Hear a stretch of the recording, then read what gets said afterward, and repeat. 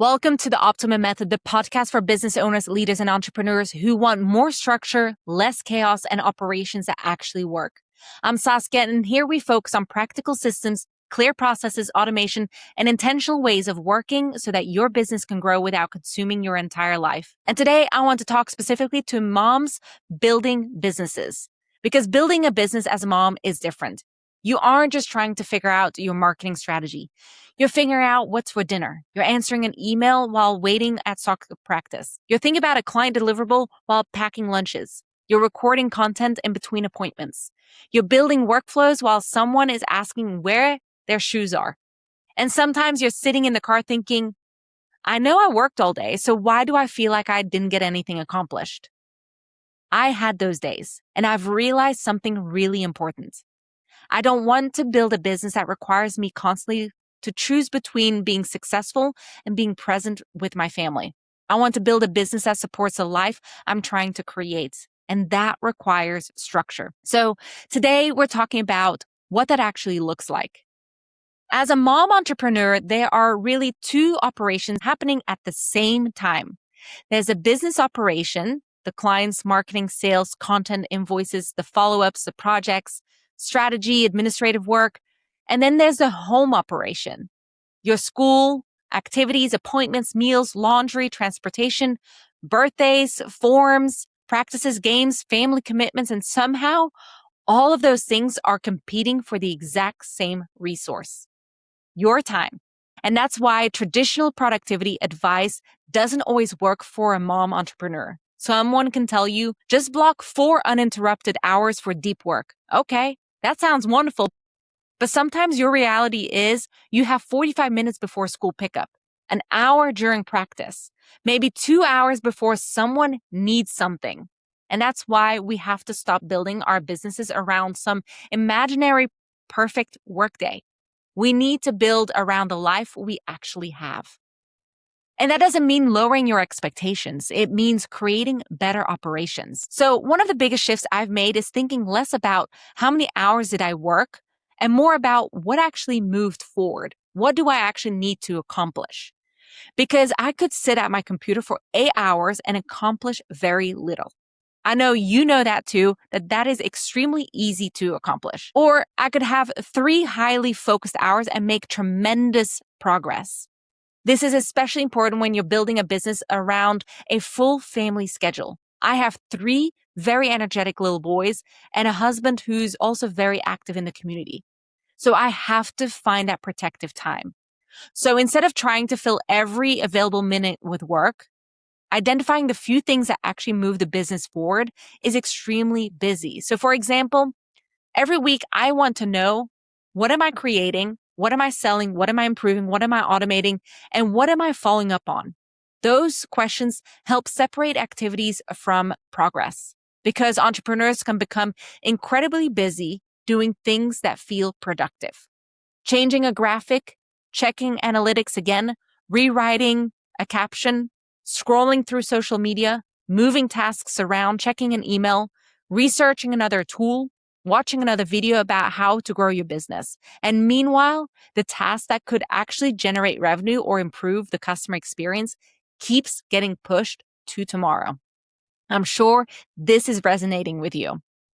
So this is where structure becomes incredibly powerful. Your week doesn't need 47 priorities. It needs a few meaningful outcomes. So at the beginning or end of each week, identify 3 business moving priorities, not 15, but just 3.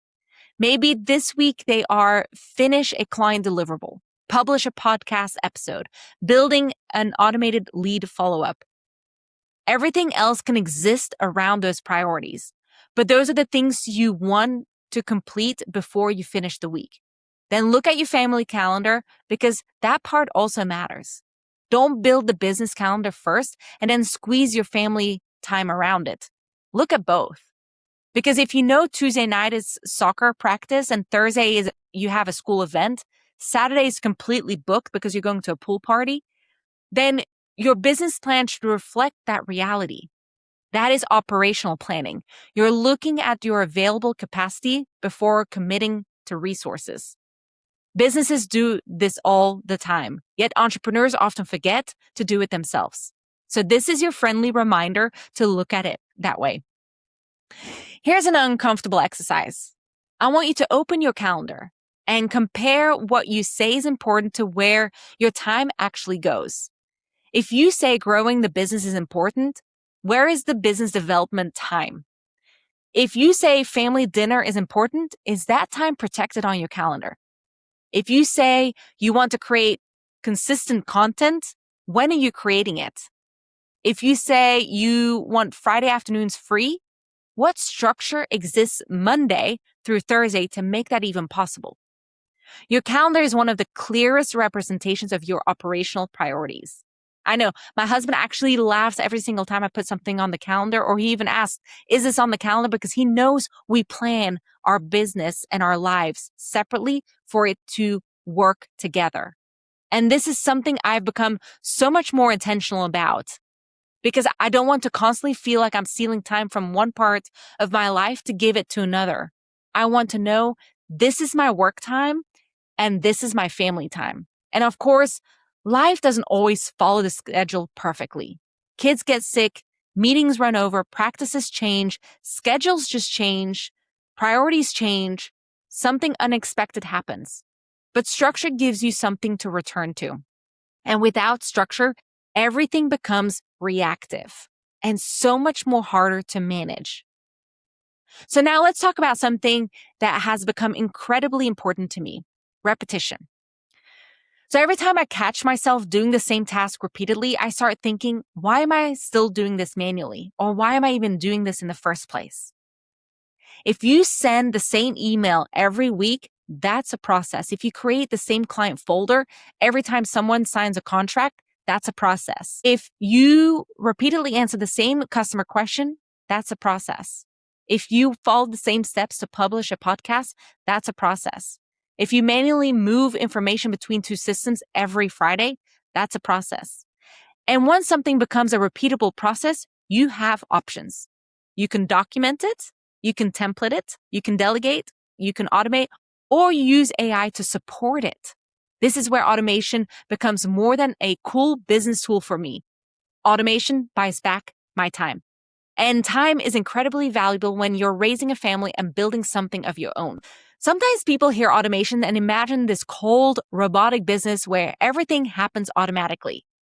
That's not what I'm trying to create. I'm actually trying to automate the things that don't require me so that I have more capacity for the things that I do. I don't need to personally send an appointment reminder. I don't need to manually create the same folder structure.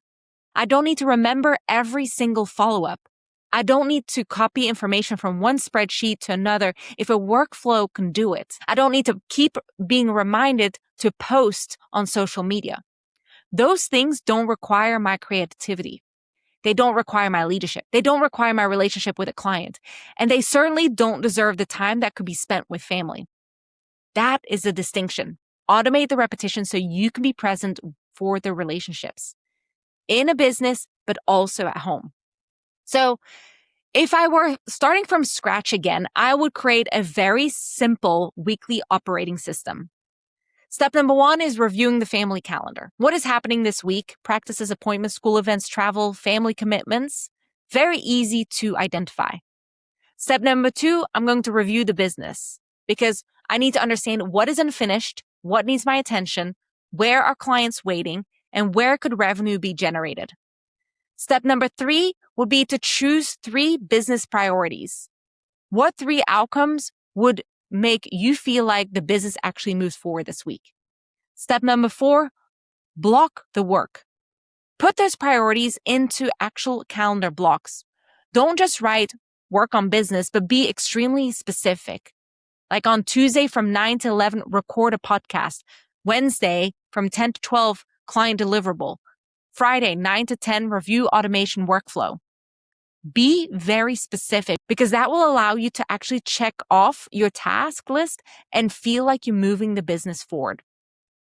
Step number 5, identify one repetitive task and ask yourself, what did I do this week that I know I'm going to have to do again? And document it. Then determine whether it can eventually be automated. That one habit can completely change the way your business operates over time. Stop trying to build everything at once. So I'm going to say it again. Stop trying to build everything at once. This is something that I have to remind myself of too. When you have a vision for your business, you can see so many possibilities and you want to do it as fast as you can. New products, new content, new services, new automations, new partnerships, new systems, new ideas. And because you can see the potential, you want to build all of it now.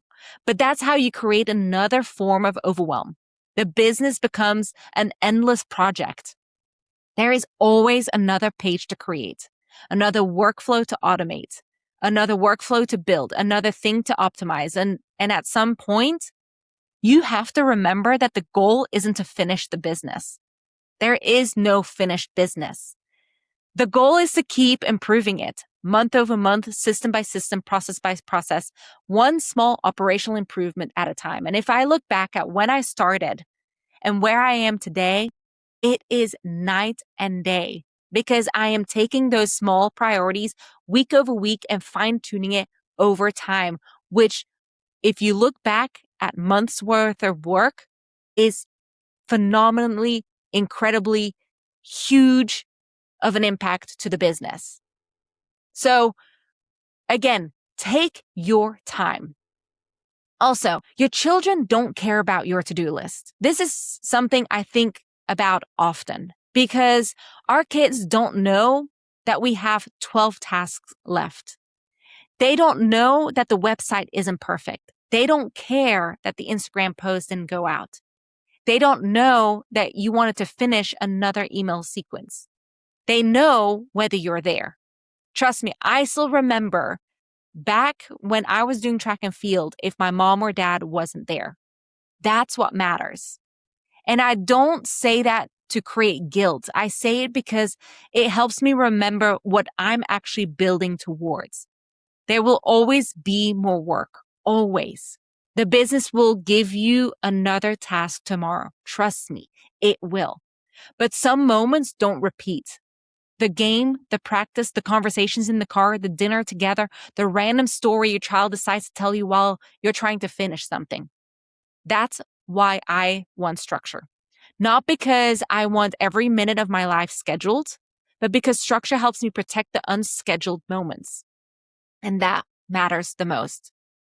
So before you finish your week, give yourself 20 minutes and sit down with your calendar and ask, what did I finish this week? Don't immediately jump to what you didn't accomplish. Recognize what moved and then ask, what didn't I get completed and why? Did it take longer than expected? Was it actually important? Did something else take priority? Then ask, what felt unnecessarily difficult? This question is so incredibly valuable because friction usually exposes an operational problem. And maybe you couldn't find the information. Maybe you're manually entering something. Maybe you're constantly switching systems. Maybe you keep forgetting a step. Maybe you're answering the same questions, and that's an opportunity. And finally, ask, what can I change next week to make this easier? Just one improvement. That's it. You don't need to redesign your entire business every Friday. Just improve one thing. So what does success actually look like? For me, success isn't building a business that needs me every single minute. It's actually the opposite. I want systems working. I want automation working. I want documented processes. I want clear priorities. I want to know what's happening without constantly checking everything. Because ultimately, I want the flexibility to close my computer and log off for the day and go to the soccer field, sit at dinner, take a trip, and spend time with my family. And that is what I've built my business around. And those are the tools and the systems and the opportunities I have created for entrepreneurs, small business owners as well. I've created 6 foundations that is readily available for you to utilize to be able to simplify your business, get it organized, get it structured, get it automated to be able to spend that time with your family. And now that the business isn't going to collapse because I stepped away is exactly what I wanted. And that's the kind of business I am building and providing the content for you to implement on your side as well. And if you're a mom entrepreneur listening to this, I want you to think about what you're building too. Not just what do I want my business to become, but what kind of life does this business need to allow me to have? Because those two visions need to align. So here's your mom entrepreneur challenge for the week. This week, don't add 10 more things to your list. Do these 3 things, just these 3 things. Choose 3 business moving priorities, identify 1 repetitive task that you're still completing manually, and protect 1 block of family time without trying to work at the same time. That's it. Then see how the week feels, because sometimes the answer isn't doing more. It's actually creating enough structure that you know what actually deserves your attention. And if you're thinking, okay, but I don't even know what I should fix first, that's okay. That's why I created the Optima AI Business Advisor. Use it to work through what's taking your time and where you're feeling overwhelmed, what you're repeating, and where AI or automation could help simplify the way your business operates. And if you want a bigger picture view, take the free business foundation assessment to identify which part of your business needs the most attention right now. I've created this to help you simplify your life, your business operations. You'll find both links in the show notes. Click on it today and get started today. You don't have to operationalize everything this week, but start with one problem, fix it, document it, and automate it where it makes the most sense. Then move on to the next. So if this episode gave you clarity or helped you think differently about your operations, you'll find the links in the show notes to the Optima resources, templates, and tools designed to help you put structure in place without the overwhelm. And if this episode resonated, share with another mom building a business while also building a life outside of it. Because we're not creating structure so we can fit more work into our lives. We're creating structure so work doesn't take over our lives. Create it, optimize it, operationalize it, and remember, structure creates freedom. Go and build it. I'll see you next week.